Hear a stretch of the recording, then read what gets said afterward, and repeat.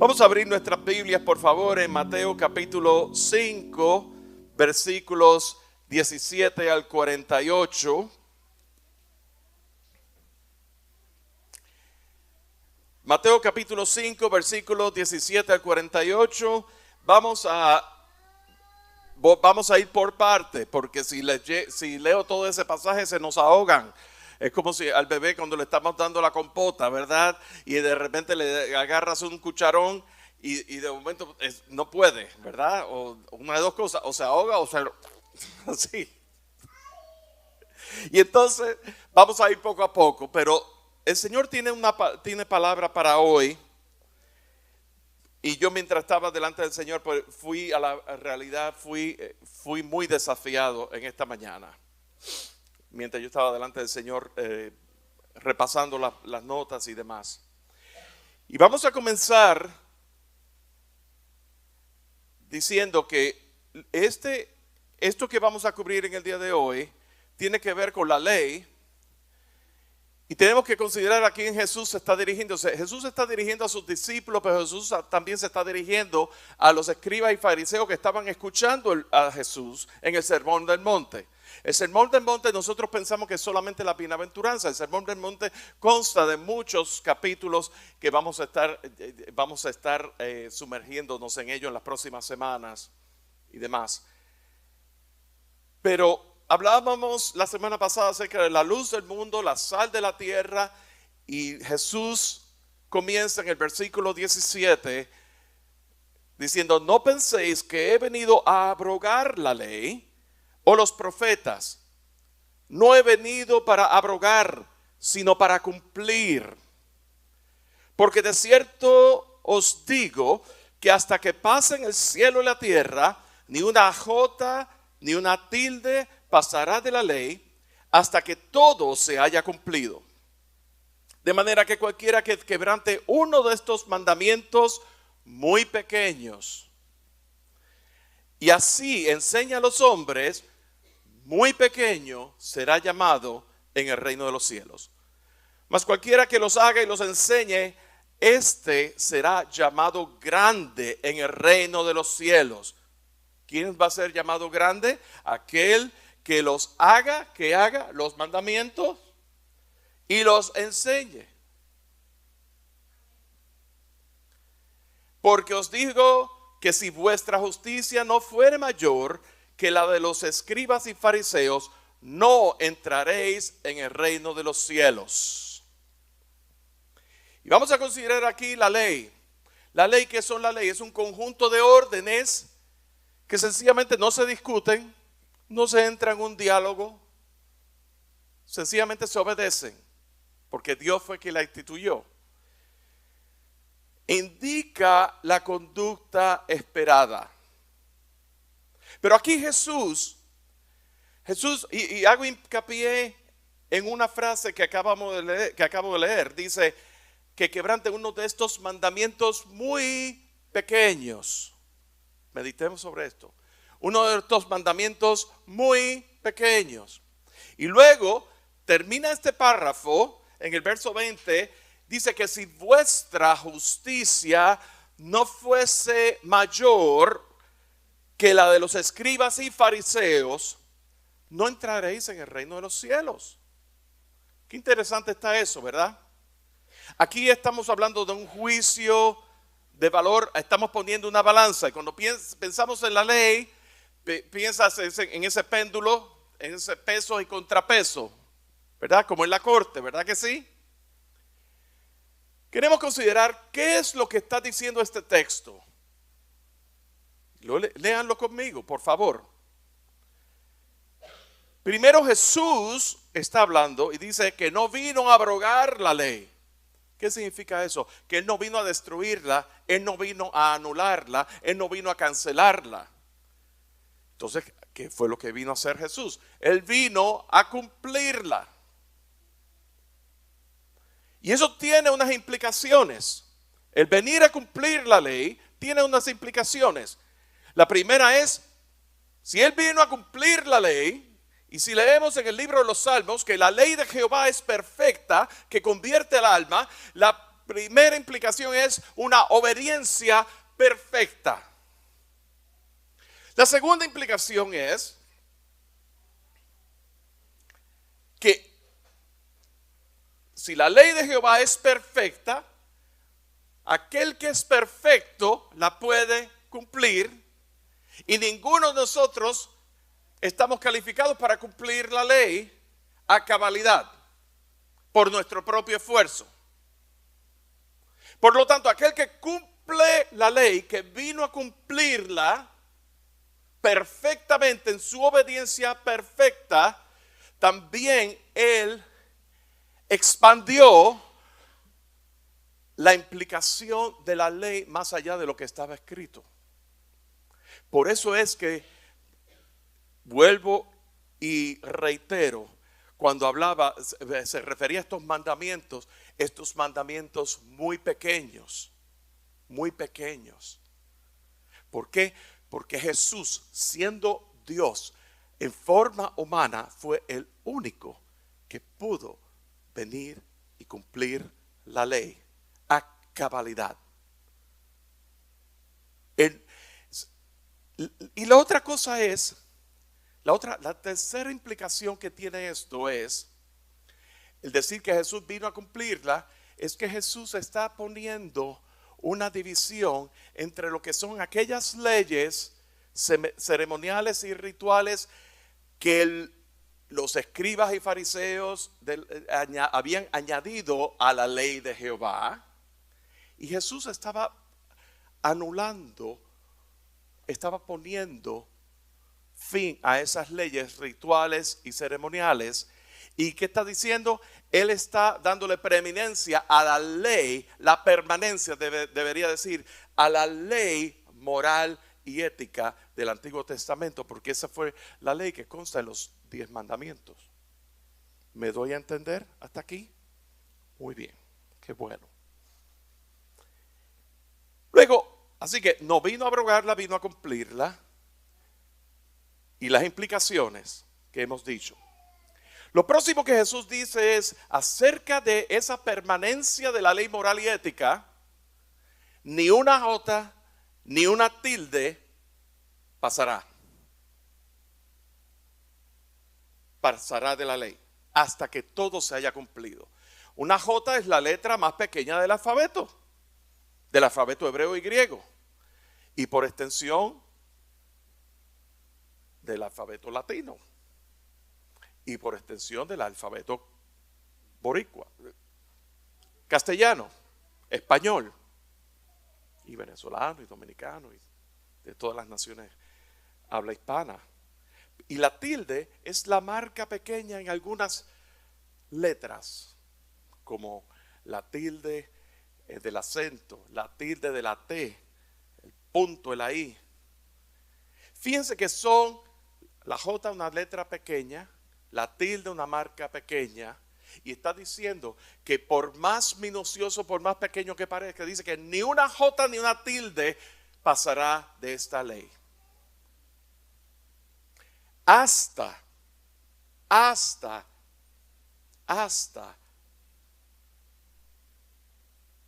que todo se haya cumplido. ¿Qué significa eso? Que todo se haya cumplido hasta la segunda venida del Señor. Y más tarde en el Evangelio según San Mateo vamos a tratar,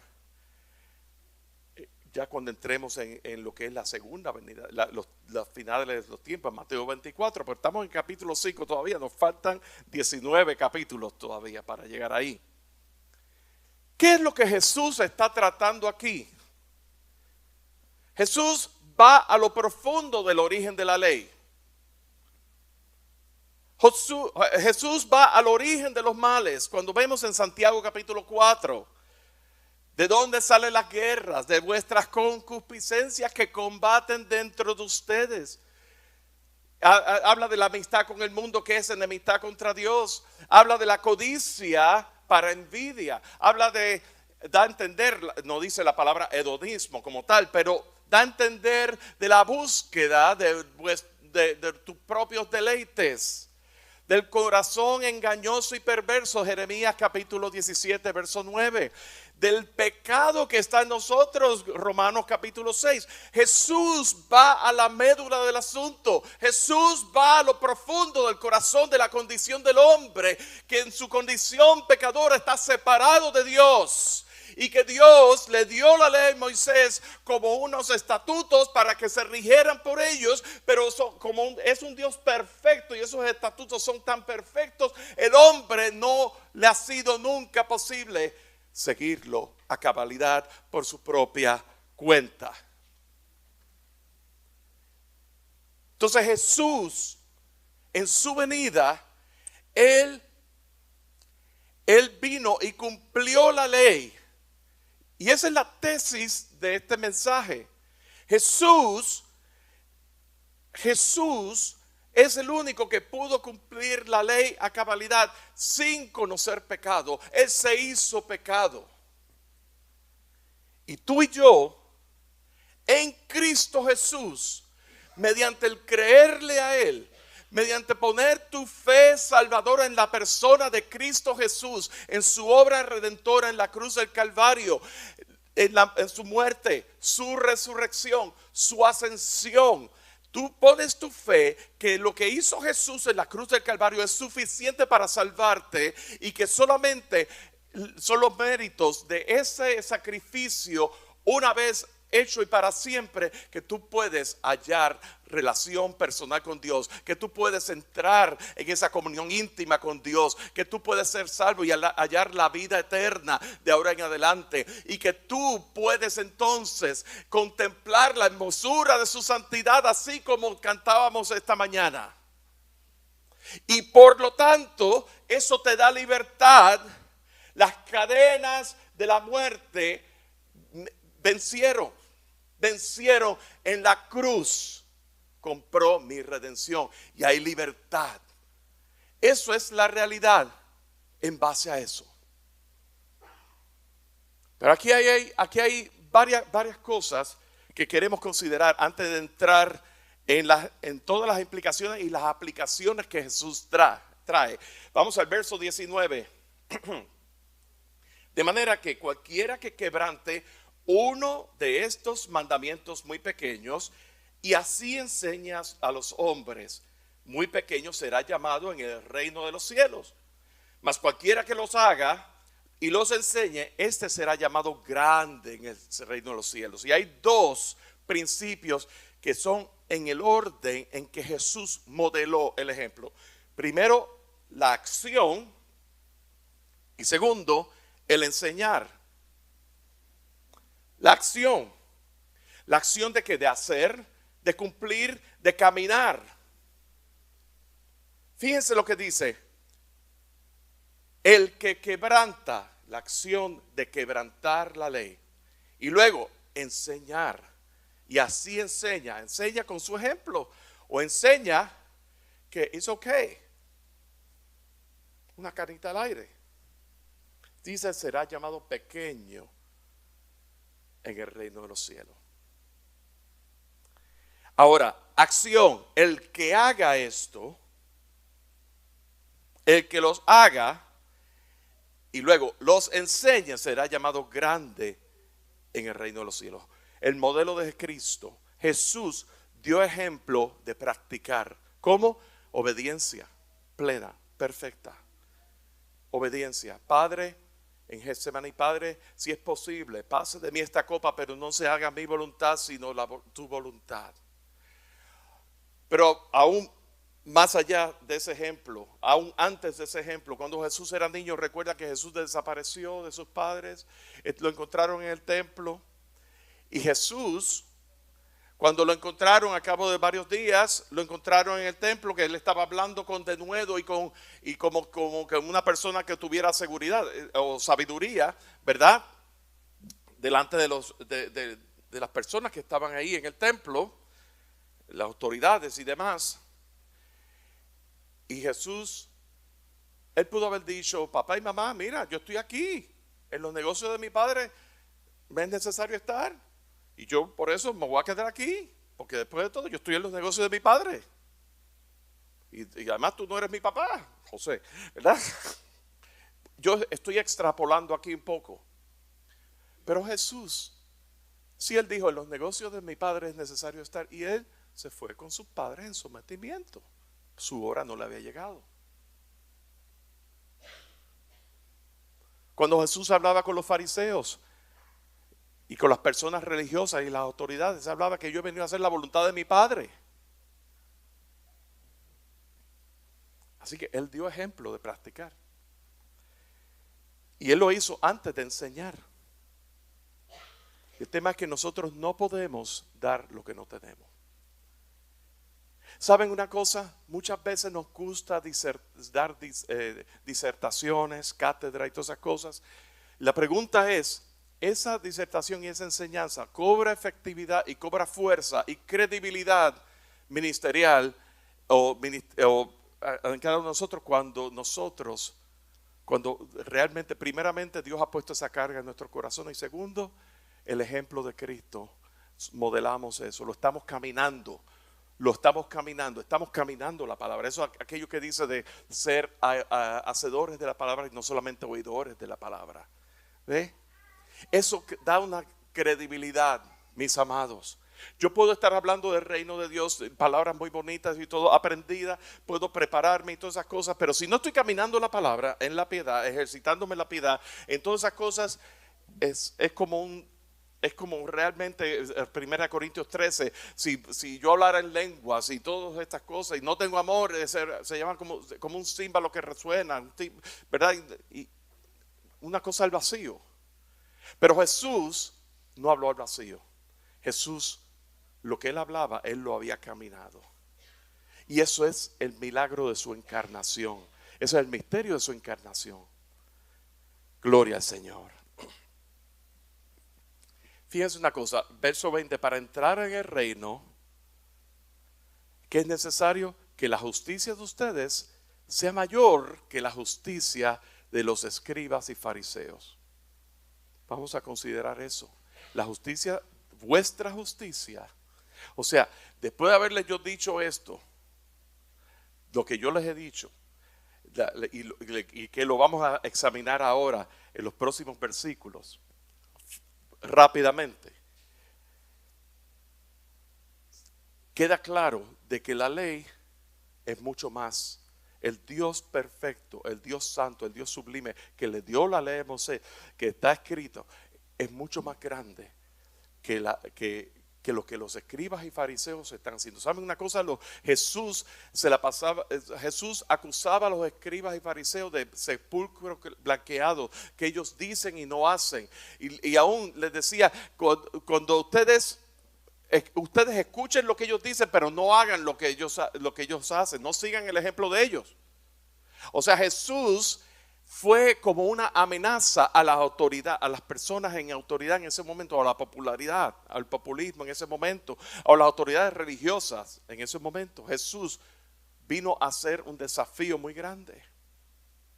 Pero vamos a ver ahora en los próximos versículos, y el tema del mensaje, el título es: oísteis que fue dicho, pero yo os digo. Una serie de ejemplos que Jesús toma de los 10 mandamientos. Y el primero lo encontramos en el versículo 21 al 40, del versículo 21. Oísteis que fue dicho a los antiguos, no matarás, y cualquiera que matare será culpable de juicio.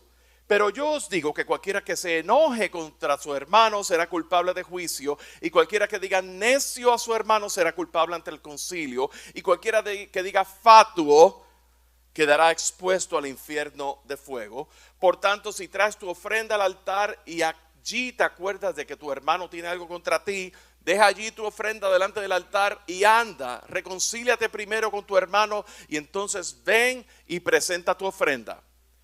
Ponte de acuerdo con tu adversario pronto, que tanto estás con él en el camino. No sea que el adversario te entregue al juez y el juez al alguacil, seas echado en la cárcel. De cierto que no saldrás de allí hasta que pagues el último cuadrante.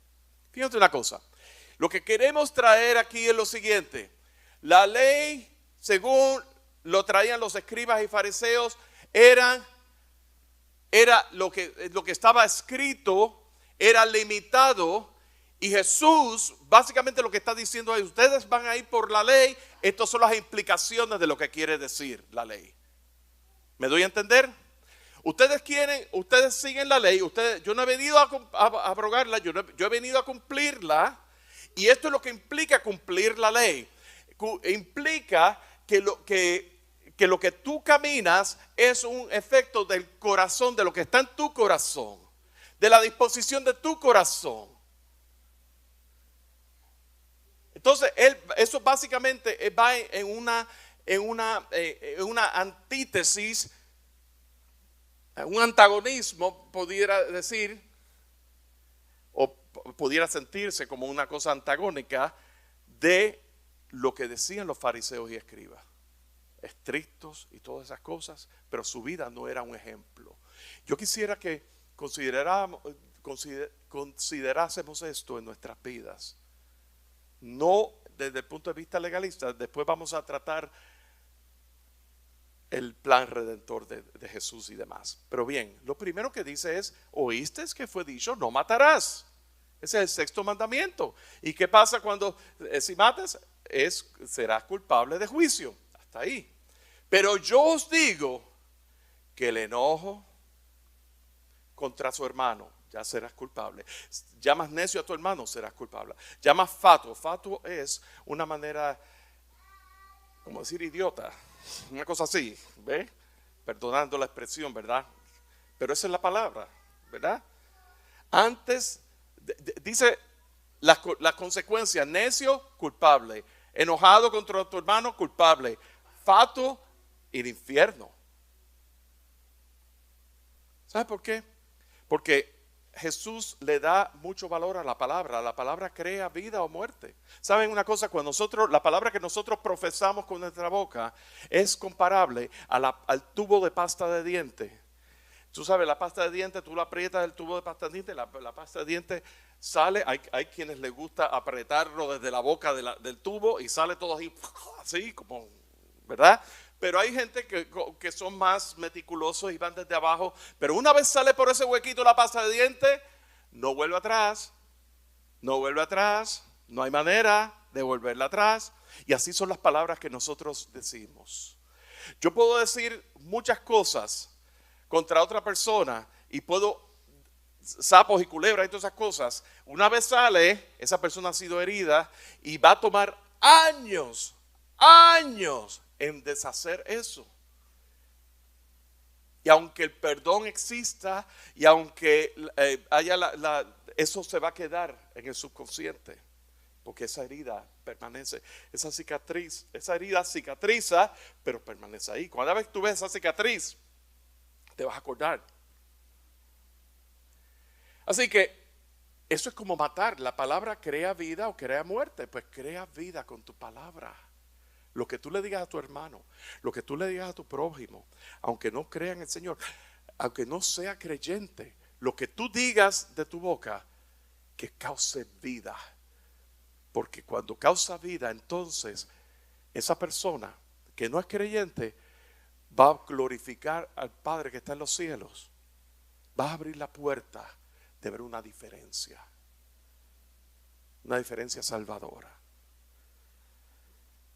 Pero fíjate otra cosa, Jesús lo lleva aún más. Dice: antes de traer ofrenda, reconcíliate con tu hermano. ¿Por qué? Porque en el templo en aquella época había mucha hipocresía de que delante de las personas yo llevo mi ofrenda y ¿verdad? Y me están viendo, y eso es un tipo de santidad, de santurronería exterior, ¿verdad? Pero lo que Jesús está diciendo aquí es: antes de que tú lleves tu ofrenda, reconcíliate con tu hermano. Y luego habla de conflicto, porque ¿cuántos de ustedes tienen conflicto? Yo tengo conflicto con el mundo y todo el mundo. O más bien ellos lo tienen conmigo. Mentira. Todos tenemos conflictos de una manera u otra.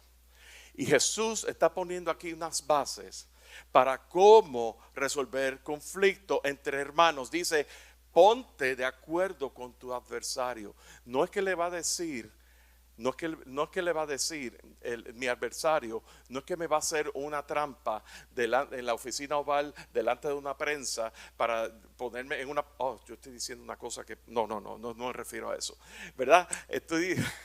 No es un Zelensky, ¿ok?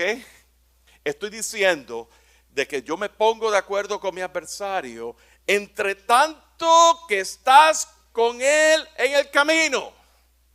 Mientras tu adversario, cuando digo tu adversario no es tu enemigo, es aquella persona con quien tú tienes discrepancia. Entre tanto tú estés caminando el mismo camino con esa persona, ponte de acuerdo con esa persona, lleguen a cuentas, rindan cuentas unos a otros antes de que venga la acusación. Antes, no sea que tu adversario te acuse en el tribunal secular y seas arrestado. Qué lindo se vería eso. Jesús lo está llevando. ¿Ven cómo Jesús lo lleva? La ley dice no matarás, pero aquí lo lleva aún más, porque Jesús trata con la condición del corazón. Versos 27 al 30. Oíste que fue dicho no cometerás adulterio, pero yo os digo que cualquiera que mira a una mujer para codiciarla, ya adulteró contra ella en su corazón, con ella en su corazón. Por tanto, si tu ojo derecho te es ocasión de caer, sácalo y échalo de ti. Pues mejor te es que se pierda uno de tus miembros y no que tu cuerpo sea echado al infierno. Y si tu mano derecha te es ocasión de caer, córtala y échala de ti, pues mejor te es que se pierda uno de tus miembros y no que todo su cuerpo sea echado al infierno. Fíjate, el séptimo mandamiento según la ley dice, no cometerás adulterio. Y ahí termina. Y entonces, según la ley, en el antiguo pacto, ¿verdad? En el antiguo pacto, según la ley que predicaban los escribas fariseos, yo no cometí adulterio. No. Yo no le he sido infiel a mi esposa, yo no me acosté con... No, yo no he salido con ninguna otra, yo he sido todo... Pero Jesús lo mira, lo lleva aún más allá. El que mira con codicia, con deseo, ya adulteró. Tú no tienes que haber ejecutado el adulterio. Solamente con mirar a la otra persona con codicia, ya adulteró. Y fíjate la respuesta de Jesús. Es un sí condicional y la respuesta. Si tu ojo o si tu mano derecha te fuera ocasión para caer, ¿qué es lo que dice? Échalo y córtalo. Échalo y córtalo. Está hablando aquí un juicio de valor aquí. Mejor es perder uno de tus miembros que todo el cuerpo en el infierno. Esa palabra de caer tiene un significado griego. Escuchen bien porque está interesante esto. Fíjense. La palabra en griego de la palabra caer se llama scandalizo. Escandalizo. ¿Ustedes se acuerdan de ese programa Escándalo TV? Escándalo TV. Y eso viene del griego, ¿verdad? Bien. Y se refería en esa época al gatillo de una trampa. O sea, cuando uno cae en una trampa, tú sabes, cuando tú vas de cacería y aprietas el gatillo y viene una trampa y sale ¡pum! Y atrapa la presa, ¿verdad? De ahí es que viene eso de escandalizo. Si tu miembro, si tu ojo, tu brazo te es ocasión de caer, córtalo, échalo fuera. Échalo fuera.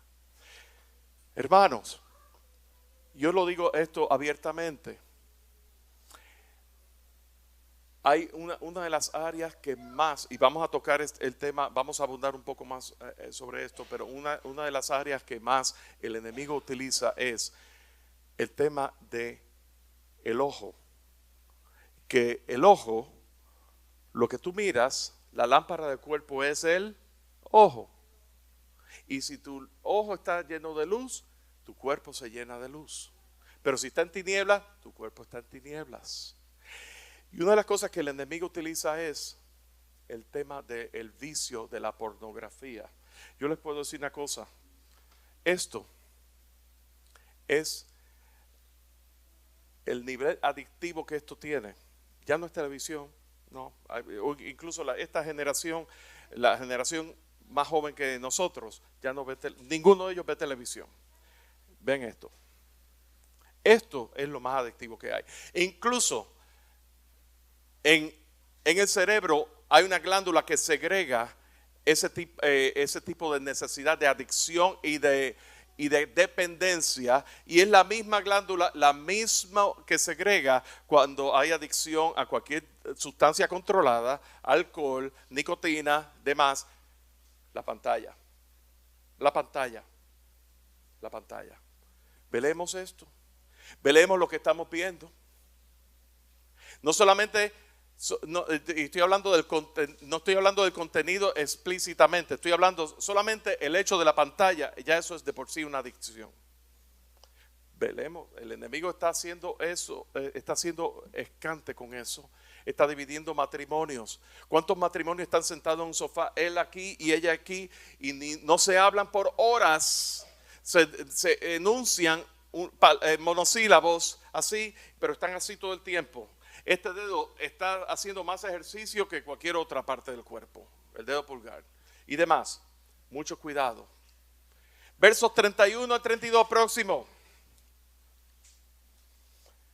También fue dicho que cualquiera que repudia a su mujer, dele carta de divorcio, pero yo os digo que el que repudia a su mujer, a no ser por causa de fornicación, hace que ella adultere, y él se casa y el que se casa con la repudiada comete adulterio. Fíjense una cosa. En Deuteronomio capítulo 24, esto es lo que como lo expresa la ley. Cuando alguno tomare mujer y se casare con ella, si no le agradare por haber hallado en ella alguna cosa inocente, le escribirá carta de divorcio y se la entregará en su mano y la despedirá de su casa. Así era como se ocurrían los divorcios antes. El marido le daba carta de divorcio a su esposa y yo, mira, necesito que te vayas de esta casa. Así. Ok, por cualquier cosa, por el que repudiara a su mujer, dele carta de divorcio. Jesús dice, el que repudia a su mujer, no por fornicación o por sexo ilícito o sexo fuera del el acto sexual ilícito fuera del orden de Dios, y hace que ella adultere, el que se case con ella comete adulterio.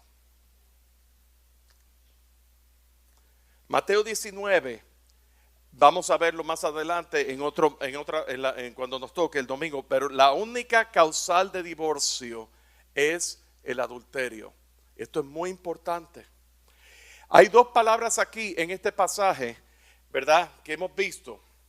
La primera es fornicación y la segunda es adulterio. La primera es fornicación, que en el griego, fíjense la palabra porneia. Porneia, que es la raíz de la palabra pornografía. O sea, cualquier acto sexual ilícito. Y adulterio, que es cometer el acto sexual fuera del matrimonio, estando uno casado, o salir con otra persona, o Jesús lo expandió, hace unos momentos lo vimos, con solamente mirar a la otra persona más allá de mi esposa. El divorcio por cualquier razón que no sea adulterio, crea una situación pecaminosa para la mujer. Si ella vuelve a casarse, comete adulterio. Estamos hablando de divorcio. No estamos hablando de que hay un asunto y esto es uno de los casos que ocurren muchas veces en parejas. Violencia doméstica, esposo abusivo, esposa abusiva también. Si no, vean en los shows de Laura Bozzo.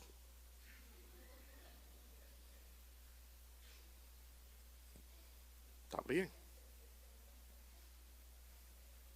Lo están viendo.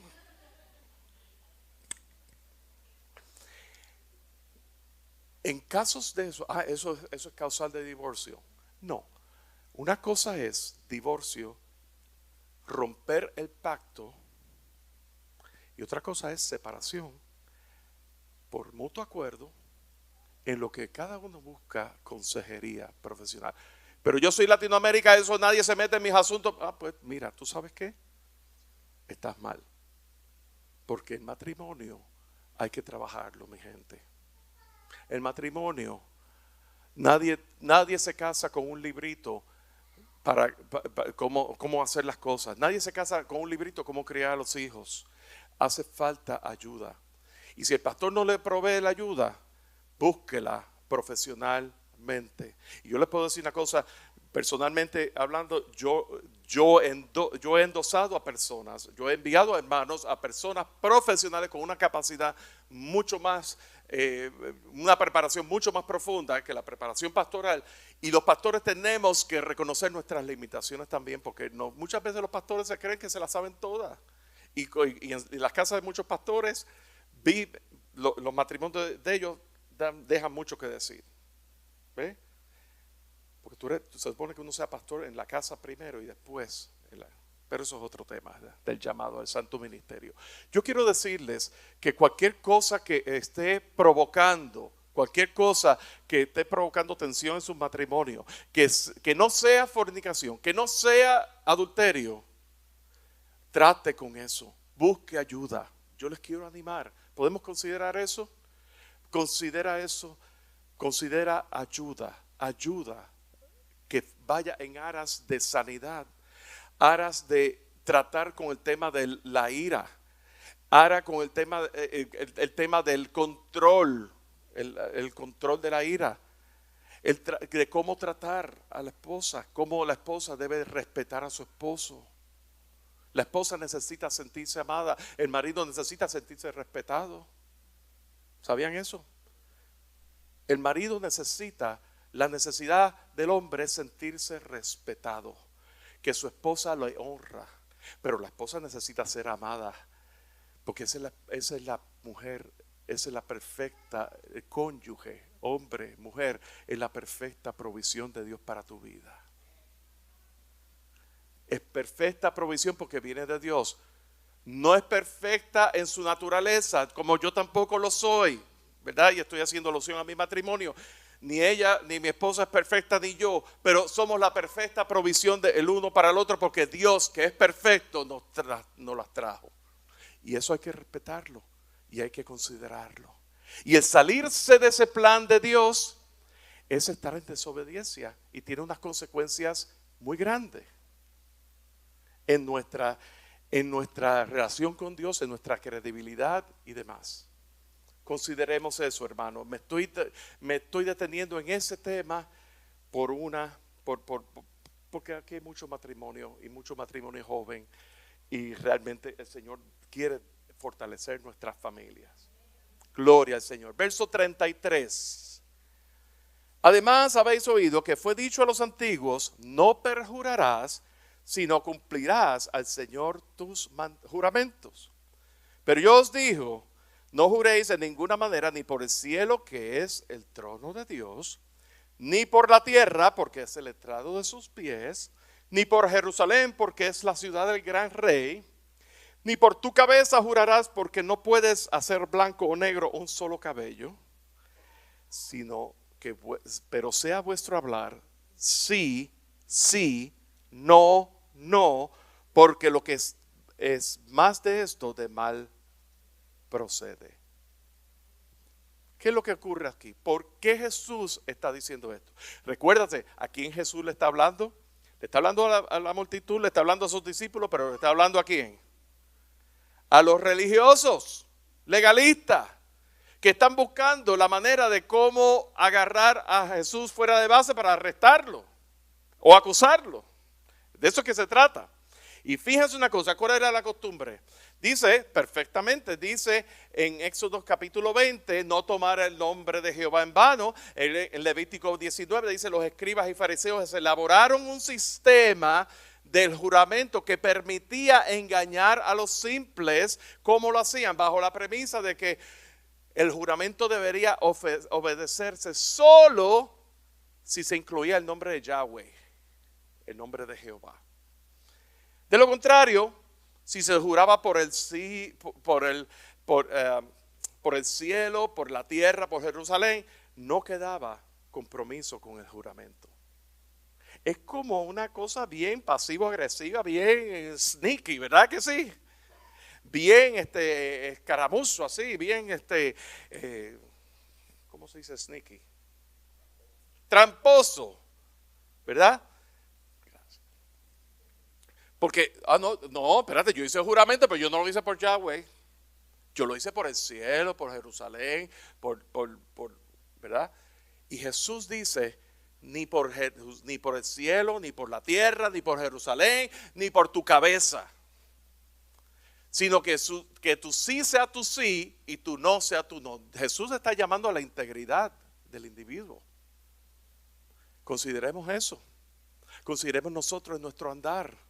Muchas veces nosotros estamos obrando en ese instinto de sobrevivencia. Y en ese instinto de sobrevivencia pensamos que en aras de sobrevivir, pues podemos hacer trampa y mentir. O podemos arreglar las cosas para quedar bien y hacer trampa. ¿Verdad? Jesús dice, tu sí sea tu sí, tu no sea tu no. Esas son las implicaciones de la ley.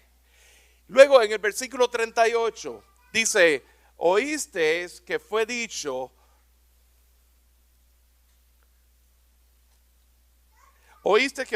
ojo por ojo y diente por diente, pero yo os digo, no resistáis al que es malo. O sea, no evites al que es malo. A cualquiera que te hiera en la mejilla derecha, devuélvele también la otra. Al que quiera ponerte en pleito, ponerte en pleito y quitarte la túnica, déjale también la capa. Y a cualquiera que te obligue a llevar carga por una milla, ve con el 2. Al que te pida, dale. Y al que quiera tomar de ti prestado, no se lo rehuses. Oíste que fue dicho, amarás a tu prójimo y aborrecerás a tu enemigo. Antes de yo continuar ahí. La ley dice ojo por ojo, diente por diente. Y lo que Jesús te está diciendo es no resistas al malo. Don't push back. No respondas al malo. No te quieras defender, por decir así. No defenderse así, pero no responder es la palabra. El que te hiere la mejilla derecha, vuélvele a la izquierda. El que te pone en pleito por una túnica, dale la capa también. El que te obliga a llevar una milla, ve con ella la milla extra. Al que te pida, dale. El que te quiera pedir prestado, dale también. No se lo rehuses. Eso es lo que Jesús está diciendo. En cuanto a la venganza. ¿De quién es la venganza, mis amados? Versos 43 y 48. Entonces, oíste que fue dicho, amarás a tu prójimo y aborrecerás a tu enemigo. Pero yo os digo, amad a vuestros enemigos, bendecid a los que os maldicen, haced bien a los que os aborrecen y orad por los que os ultrajan y os persiguen, para que seáis hijos de vuestro Padre que está en los cielos, que hace salir su sol sobre los malos y buenos, y que hace llover sobre los justos e injustos. Porque si amáis a los que os aman, ¿qué recompensa tendréis? ¿No hacen también lo mismo los publicanos? Y si saludáis a vuestros hermanos solamente, ¿qué hacéis de más? ¿No hacen también así los gentiles? Sed pues vosotros perfectos, como vuestro Padre que está en los cielos es perfecto. Y aquí Jesús cierra este capítulo poniendo un ejemplo. Sed perfecto como vuestro Padre que está en los cielos es perfecto.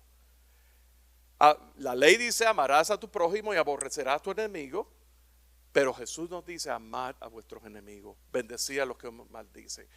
¿Para qué? ¿Para qué? Verso 45, para que seáis hijos de vuestro Padre que está en los cielos. Y aquí me voy a permitir y les voy a pedir que abramos en Primera de Juan, capítulo 3, bien brevemente, ya terminando. Porque en el capítulo 3 de Primera de Juan, vemos aquí una aplicación y recordemos una cosa. lo que la ley de los escribas y fariseos predicaban y decían era limitado, era el pequeño mandamiento en relación con la grandeza de Jesús y las implicaciones grandes que Jesús traía. Si ustedes van a seguir la ley, esto es lo que significa. O sea, Jesús dio el ejemplo de obediencia a la ley, pero también Él expandió lo que quiere decir. ¿Saben por qué? Porque Él es Dios. Él es perfecto. Gloria al Señor. Primera de Juan, capítulo 3, y ya con esto terminamos. Verso 1. Mirad cuál amor nos ha dado el Padre para que seamos llamados hijos de Dios. Jesús dijo, amad a vuestros enemigos, bendecidos que os maldigan para que seáis hijos de vuestro Padre que está en los cielos. ¿Cuál es la procedencia aquí? El Padre. El Padre. ¿Cuál es el medio? El amor, su gran amor. ¿Cuál es la bendición hacia nosotros? El ser llamados hijos de Dios. Mirad cuál amor nos ha dado el Padre para que seamos llamados hijos de Dios. El versículo, y luego dice, por eso el mundo no nos conoce porque no lo conoció a Él. Amados, ahora somos hijos de Dios y aún no se ha manifestado lo que hemos de ser, pero sabemos que cuando Él se manifieste seremos semejantes a Él porque le veremos tal y como es. Aquí está haciendo, ¿verdad? Tres relaciones. Primero, ¿cuál es nuestra condición? Por decreto. ¿Cuál ha sido? Que somos hijos de Dios. ¿En base a qué? En base al gran amor que el Padre nos ha dado para ser llamados hijos de Dios. ¿Cuál es nuestra condición presente? Que no se ha manifestado lo que hemos de ser. Somos hijos de Dios por decreto, pero no se ha manifestado lo que hemos de ser. Y está hablando de una transformación, de una vida que está siendo moldeada, que está siendo transformada. Nuestro conocimiento, nuestro entendimiento está siendo moldeado por medio de la palabra. Y en este andar hemos sido salvos por decreto de Dios, por la sangre de Cristo Jesús en nuestras vidas. Pero estamos siendo salvos. Eso es presente, perfecto. Y esa salvación tiene que ver con nuestra transformación. Y por lo tanto, yo no sé ustedes, pero yo no he manifestado aún lo que yo he de ser en Cristo Jesús. Y luego dice, en donde hemos puesto nuestra esperanza, nuestra fe. Está hablando de esa fe futura, de esa gracia futura. Sabemos que le veremos y seremos como Él, porque le veremos tal y como Él es. Va a llegar un momento en nuestra vida que nuestra carne, nuestro cuerpo, esto va a quedar aquí a 20 pies bajo tierra y estemos directamente en la presencia de Dios. Le veremos tal y como Él es. Seremos como Él. La imagen del Hijo en vosotros. Eso tiene una implicación. Porque el capítulo 13, primera de Juan, expande la palabra de Jesús en revelación, obviamente. ¿Y cuántas veces dice cualquiera en ese capítulo? Cualquiera de nosotros, cualquiera de ustedes. 1, 2, 3, 4, 5, 6 veces. Cualquiera que está alineado con Dios ha puesto su esperanza en el versículo 3. Se purifica. ¿Cuál es la procedencia? Que Dios es puro y es limpio. Cualquiera que permanece en Él, versículos 5 y 6, no peca. ¿Cuál es la procedencia? Que Él vino a quitar los pecados, que no hay pecado en Él. Así que el que permanece en Él no hace el pecado. Versos 5 y 6.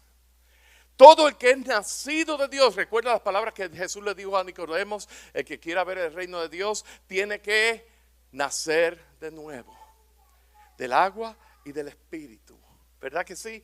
Y entonces aquí en primera de Juan está haciendo está apelando a lo que es el nuevo nacimiento. Todo el que es nacido de Dios procede, su simiente está en Él. Habla de la simiente santa. No puede pecar porque la simiente, la semilla del evangelio, de la vida de Cristo. Hemos sido, primera de Pedro 1:23 dice que hemos sido renacidos, no de simiente corruptible, sino de simiente incorruptible. Escuchen eso. ¿Cuál es el medio de ese renacimiento? Por la palabra de Dios que vive y permanece para siempre. Es la palabra la que te va a hacer permanecer. La palabra, porque la palabra es viva y eficaz. Es la palabra la que te va a hacer permanecer en Él. Es la palabra mediante la cual tú has sido renacido para Cristo.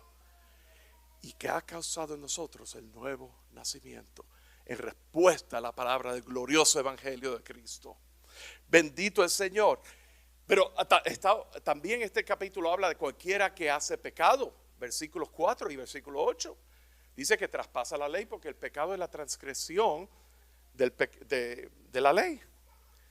Dice aún más, el que practica el pecado es del diablo, porque el diablo peca desde el principio. Y Dios vino a deshacer las obras del diablo. El que está separado de Dios, cualquiera que no hace justicia y no ama a su hermano, no es de Dios. Caín mató a Abel. Caín está en muerte. Es homicida. No ama a su hermano. Fíjense cómo lo extrapola, lo expande aún más. Así que, ¿cuál es el mensaje? El mensaje desde el principio. Versículo 11. Primera de Juan capítulo 3, verso 11. ¿Cuál es el mensaje? Que nos amemos los unos a los otros. No dice amaos los unos sobre los otros. Dice amaos los unos a los otros. ¿Saben por qué? Porque si yo amo egoístamente para imponer control sobre la otra persona, yo no estoy amando a esa persona. Eso es, por eso que dije amar los unos sobre los otros. ¿Ve? El amor causa, el amor genera amor. Amamos a Dios porque Él nos amó primero. Mi esposa me ama a mí porque Dios le amó a ella primero y ese amor se extendió hacia mí. Yo amo a mi esposa porque Dios me amó y yo amo a mi esposa. Yo no soy el esposo perfecto, mi esposa tampoco lo es, no somos perfectos. Y a veces, ¿verdad? Pero el amor de Cristo es en nosotros. Y eso permanece para siempre. Y eso sensibiliza a nuestro ser. Porque entonces, fíjense una cosa. ¿Cómo hemos conocido el amor? Porque Él puso su vida por nosotros, versículo 16. Así que por lo tanto nosotros debemos poner nuestra vida por nuestros hermanos. Así que el amor conyugal hacia nuestros esposos, nuestras esposas, tenemos que dar nuestras vidas por ellos.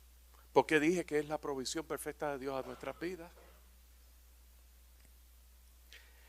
Verso 18, el llamado a amar de obra y de verdad, no de palabra y de lengua, no verborrea, no de buchipluma nomás, sino de palabra y de verdad. Verso 26, el mandamiento, creer en el nombre de su Hijo Jesucristo y amarnos unos a otros. Sabe que todo redunda en lo que es el creer. La evidencia, el que guarda sus mandamientos está en Él y lo sabemos porque el Espíritu, su Espíritu está en nosotros. Versículo 24 del capítulo 3, primera de Juan. Pero primera de Juan también nos da una advertencia. Leíamos en el primer capítulo, en el primer versículo, por eso el mundo, mirad cuál amor nos ha dado el Padre para ser llamados hijos de Dios. Por eso el mundo no nos conoce porque no le conoce a Él. Y el versículo 13 dice, no os maravilléis si el mundo os aborrece. Hemos pasado de muerte a vida y el mundo está en enemistad contra Dios. ¿Y cómo se evidencia todas estas cosas? Que somos de la verdad. Por el amor y la obra en verdad. Versículo 18. ¿Cómo sabemos que Dios permanece en nosotros? Por su Espíritu que nos ha sido dado. Versículo 24. ¿Cómo sabemos que Dios es en nosotros? Porque Dios conoce todas las cosas. Y mayor es Dios que nuestro corazón. El corazón es engañoso y perverso, pero Dios conoce aún más todas las cosas. ¿Cómo sabemos que tenemos nuestra confianza en el Señor, en Dios? Sabemos que el versículo 22, que cualquier cosa que le pidamos, en esa perspectiva, Él nos la va a conceder. Así que ya, resumiendo y concluyendo, lo que Jesús llamaba pequeños mandamientos, según la ley de los escribas y fariseos, se amplifica en la perfección y divinidad de Cristo. Jesús vino a cumplir la ley porque Jesús es Dios. Sin pecado, Él pudo cumplir la ley en nuestro lugar. Romanos 10:4 dice que el fin de la ley es Cristo para justicia de todo aquel que cree. Jesús vivió una vida sin pecado, cumplió las profecías del Antiguo Testamento, Él satisfizo los requisitos de la ley a través de su muerte en la cruz. Romanos dice 6:23 que la paga del pecado es muerte, mas la dádiva de Dios es vida eterna en Cristo Jesús, Señor nuestro. 2 Corintios 5 dice que el que no conoció pecado, lo hizo pecado para que nosotros fuésemos hechos justicia de Dios en él. Habla de su impecabilidad, habla del propósito de su sacrificio para que fuésemos justificados y su plan de salvación, esa salvación es en él, en Cristo Jesús, camino, verdad y vida. Y mientras los músicos pasan adelante, quiero considerar lo siguiente: ¿quién es el dueño de tu salvación? Tú te aferras a las buenas obras. Tú luchas por cumplir la ley, por ser buena gente, por ser una persona buena. El mundo dice que el hombre es inherentemente bueno y yo tengo noticias. Te engañas creyendo que puedes salvarte tú mismo.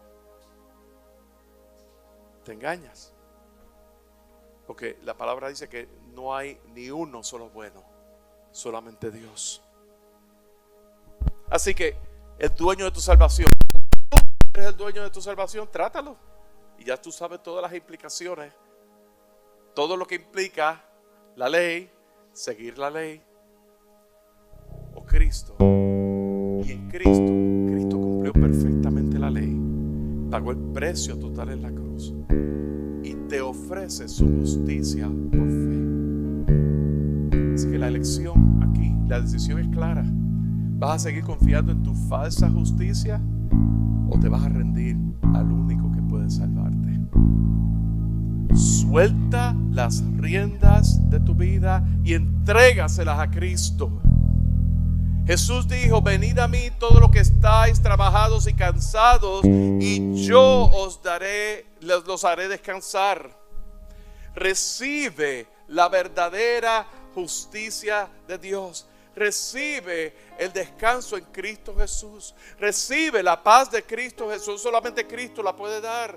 Recibe realmente la oportunidad que Dios te da en Cristo Jesús, el único camino, verdad y vida para que tú puedas entrar en una relación personal con Dios. Y entonces vas a ver que en Cristo Jesús, entonces todo se resume, toda la ley se resume en que amarás a Dios sobre todas las cosas y a tu prójimo como a ti mismo. Que os améis los unos a los otros como yo os he amado. Entonces tú entras en ese descanso. Señor, yo soy insuficiente para cumplir a cabalidad. Señor, mira todas las cosas que se han dicho hoy. Mira todas las debilidades en mi vida. Señor, tú las consideras y yo las pongo delante de ti, las confieso delante de ti, para que tú obres transformadoramente en mi vida y tú tomes mi vida, la formes y luego para que yo sea para tu gloria y honra. ¿Buscas contenido que te edifique espiritualmente? Suscríbete al canal de YouTube de Pastor Pepe en la Red. Aquí encontrarás contenido gratuito en español, creado para ti. Disfruta de enseñanzas expositivas a la luz de la palabra de Dios en Pastor Pepe desde el púlpito. Y explora temas de interés general y de la actualidad en Notas Sueltas. Además, deleita tu alma con música original que te eleva y te inspira en José R. Bass Music. Nuestro contenido está disponible en todas las plataformas de descarga, para que puedas acceder a él en cualquier momento. No te pierdas nada. Suscríbete ahora y activa la campanita para recibir notificaciones de nuevos contenidos. Visita pastorpepe.com para más información. Pastor Pepe en la red.